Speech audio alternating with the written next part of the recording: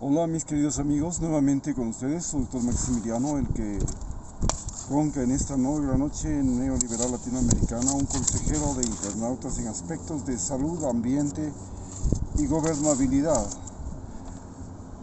en el que analizaremos cómo es posible que, estando en la peor crisis económica y sanitaria del país, Ecuador haya tenido la mejor actuación en las Olimpiadas. ¿A qué se debe esto? Si los atletas, inclusive para llegar allá, tuvieron que valerse de sus propios recursos económicos, tuvieron que buscar ayuda internacional, ayuda local, porque el Ecuador no les ofrecía ni les garantizaba nada.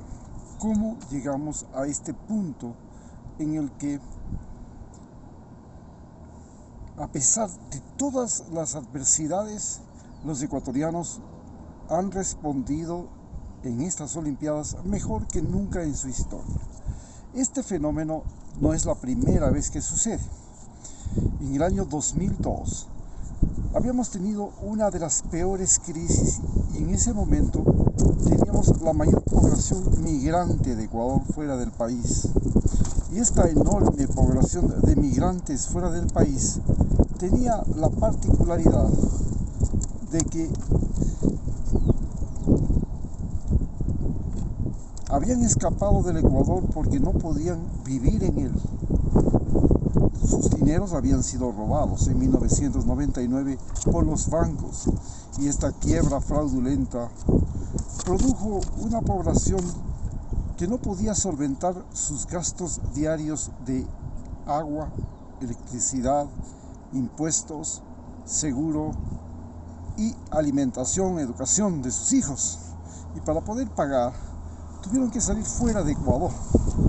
Pero en el año 2002, en una situación tan crítica como la de ese momento, 3 años después de la hecatombe, en que se vivía lo más profundo y terrible de la depresión, donde era un momento histórico en el que un extranjero podía venir a Ecuador y comer por $1 las 3 comidas diarias y dormir por $1 en un hotel. En esa situación, Ecuador se clasifica por primera vez a un mundial. ¿Cómo es explicable? La situación parece ser que nosotros los ecuatorianos, cuando vemos que todas las demás opciones están cerradas, recurrimos al deporte como un recurso económico, como una posibilidad de obtener la tabla de salvación, recursos económicos,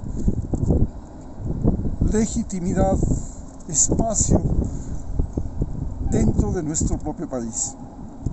Y esta proyección ha hecho que los ecuatorianos, en el peor momento, sean generadores de mejores y más extraordinarios deportistas de su historia. La pregunta es si para seguir teniendo deportistas de esa calidad tenemos que seguir viviendo la tragedia o repetir esta vida trágica. Pero también nos damos cuenta que aquellos deportistas que salen y que representan a Ecuador no son deportistas de las élites sociales, sino básicamente de poblaciones extremadamente pobres, como Esmeraldas, que es la población más pobre de la costa ecuatoriana, donde la raza negra ha logrado ocupar ese territorio en mayor proporción que el resto de razas del Ecuador. Y ahí ellos se han mezclado con indígenas y mestizos, dando origen a una gran mezcla racial que genéticamente es más fuerte que el resto de las razas de Ecuador. Lo mismo pasa en la zona del Carchi, donde nuevamente la gente de origen indígena o más vinculada a la descendencia indígena ha logrado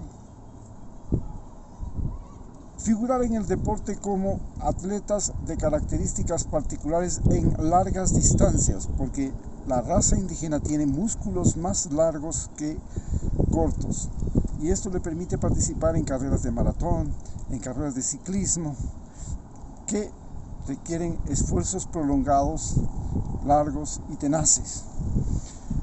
En cambio, la raza negra, localizada fundamentalmente en la provincia de Imbabura y del Chota, y en la provincia del Carchi, en la zona del Chata, porque es una provincia que comparten una zona árido-seca, donde se produce grandes cantidades de caña de azúcar, y es semidesértica.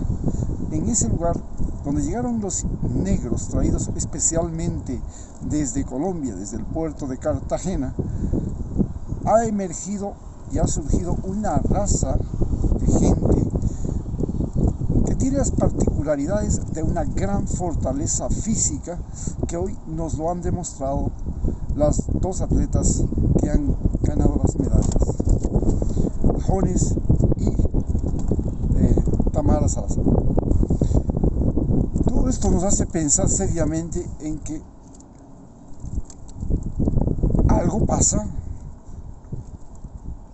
que hay un deterioro físico, psicológico, especialmente en las élites de Ecuador.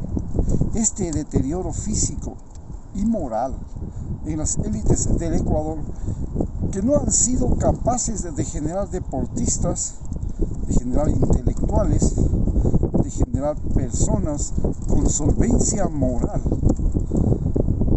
especialmente en las ciudades de Quito, Guayaquil y Cuenca, donde hay una gran cantidad de personas que se identifican fundamentalmente con los mestizos blanco-descendientes. Y en ese lugar la gente no ha logrado desarrollar una buena condición física ni psicológica para poder ser representantes del Ecuador en el deporte internacional.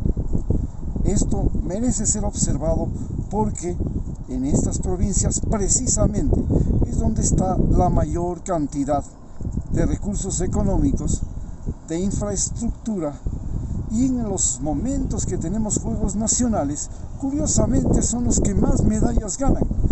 Pero cuando nos toca tener representación internacional, somos los que menos representantes tenemos. Muchas gracias.